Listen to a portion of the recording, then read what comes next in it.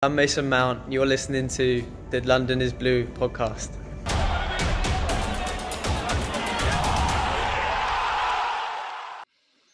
I think we've had a lot of questions. Go ahead, Dan. Yep. I was say one of the things in addition to that Frank will have to solve for in just the muscular issues, but also trying to figure out how we're going to integrate at least two signings, if not more, depending upon how much we believe and put faith in some of the rumors that are out there. So we've got Ziyech in, we've got Werner in. They're already training with the team right now, so they're definitely going to have a leg up.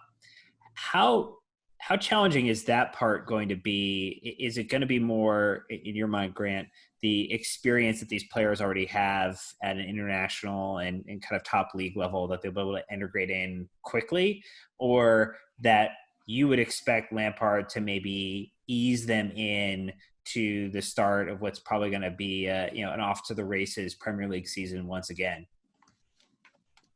Yeah, look, generally there are exceptions to this, but for players to actually understand each other, they have to train together and they have to play together. When you have injuries, that immediately breaks that. So yes, you must matches, but if you're not training together, you're not building that understanding and chemistry between the players. So if he, even with the short preseason, he's not going to have much time to work with them. So having these maybe 3 or 4 weeks or 3 weeks that Ziyech and Werner have been training with the squad is really beneficial. Firstly, they're not going to lose too much fitness, so you might not work them as hard thinking that they haven't played in all these months. They get a chance to get to know the surroundings. It's pretty much a low-pressure environment. There's no games for them to play, so they can train quite hard. They're fresh. My guess is that Timo Werner will go straight into the team because he's played in the Bundesliga. He's played under a very intense coach already. Ziyech, I'm a little bit less convinced that he will hit the ground running. Maybe I'll be completely wrong, and that would be brilliant. I just think the Dutch league's so different. The Premier League's a very intense physical league. I think he might take a little while to settle in, but I did say that about Pulisic. I said it might take him months, and it took him 3 or 4 games of being left out of the squad, and then he came back and he was pretty much adjusted. But I've got a feeling that Ziyech might take a little bit longer to adjust, and I think Werner will go straight into the team. Especially because of his versatility. He can lead the line, he can play in the front two, he can play off the sides. Even if he's on the bench, he's a great player to come on and change a game because of his speed when the game opens up. So I'd imagine that he's going to be integrated immediately and as quickly as possible. Ziyech, and then of course we have if Havertz signs, he's coming for a Europa League campaign that could drag on for a little bit longer. You'd imagine he's going to be eased in a bit. And that's not such a bad thing. It's a long season. The transfer window closes 3 weeks after the season starts. So we might only sign players. We've played 2 or 3 league games already and players are arriving then. It's going to be really disrupted. I just think you have to play a long game. Don't have to be fully fit on the first day of preseason. Don't have to have all the new signings in the 11 straight away. And I think it's also partly an issue because we've changed the side so much. There isn't that much for Lampard to kind of.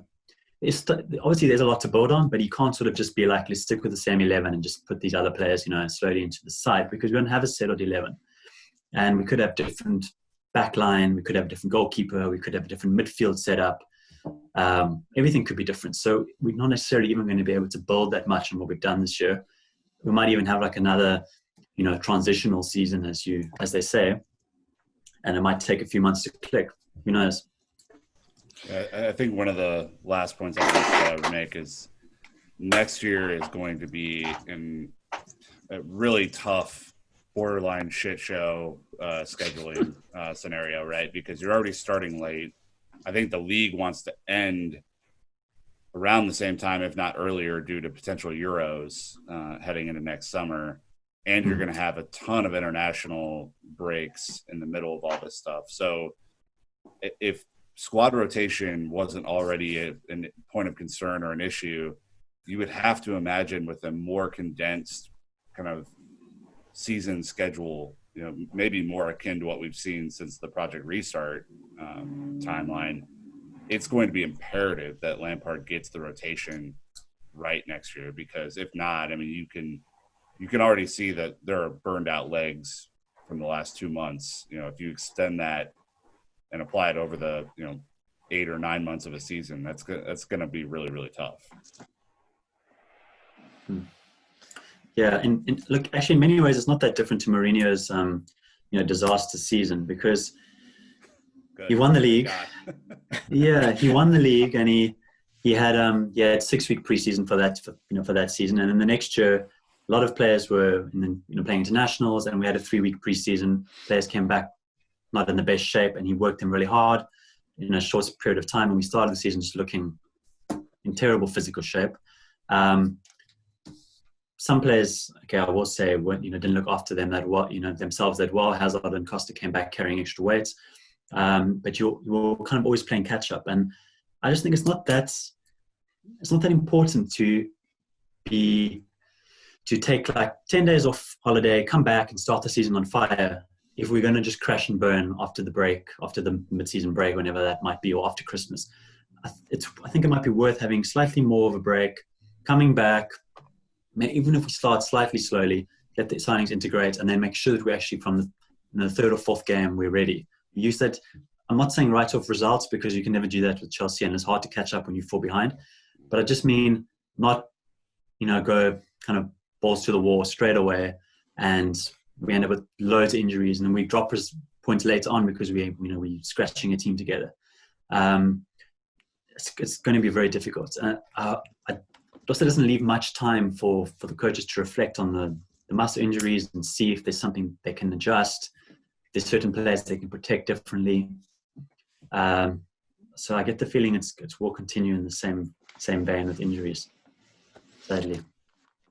Yeah, well, obviously, hope not. We're gonna, hope that a lot of things click. I think I'm interested to see what kind of backroom staff changes may or may not happen this year as well. Just as, again, Lampard's a year into it, so he can see what worked, what didn't work. He's obviously making changes to the playing staff, but that doesn't mean backroom staff can't change as well. We've seen some of that, even during the season. So anyways, Grant, thank you so much for joining us on the podcast. Phenomenal guest. Really loved your insight and knowledge. So again, you follow him on Twitter. It'll be linked in the bio, but I'm sure you've seen him because we retweet enough, and he's got a very unique avatar that you can probably, hopefully, decode if you're good. So Grant, thank you. Thanks so much for having me, guys. Obviously, Nick, Dan, thank you so much. But listeners, you're the most important one out there, so we appreciate you. Again, tweet at us, comment on Instagram. You can email us or join us for the discussion on Discord through Patreon. But that's going to wrap us up. We've got a lot more coming at you in the off season that I put in quotations because it's quite different. We'll be doing our Keep Sell Loan. We'll be reviewing our predictions for the season and so much more. So anyways, that is going to wrap us up for this episode. Again, Chelsea fans, thank you for being here with us. And until next time, you know what to do. Keep the blue flag flying high.